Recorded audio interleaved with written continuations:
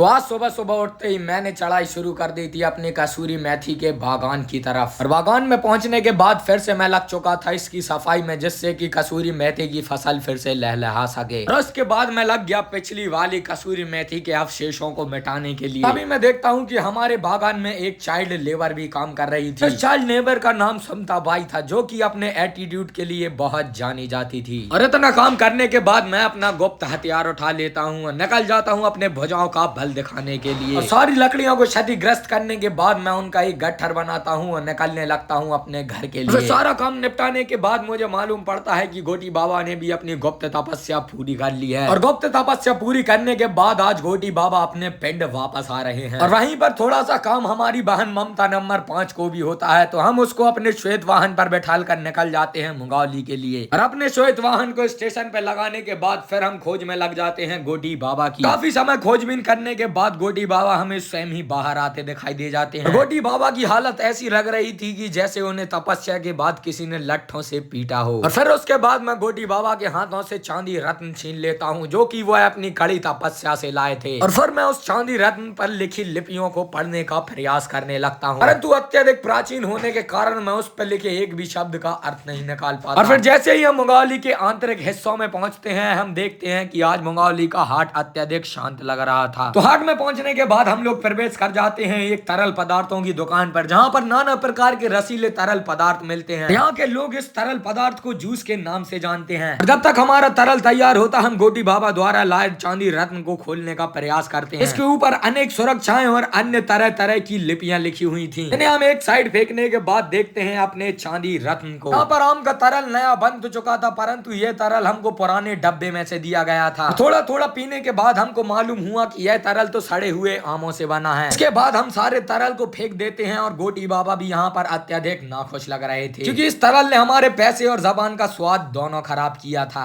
फिर हम पहुंच जाते हैं दूसरे तरल पदार्थ की दुकान पर, क्योंकि आम की तरल की हमें बहुत जोर से ललक लग रही थी। यहाँ का आम रस पीने के बाद हम मंत्र मुग्ध हो जाते हैं। और आगे हमारे व्लॉग में क्या होता है ये बताते हैं आपको कल। मिलते हैं अगले व्लॉग में। Bye bye.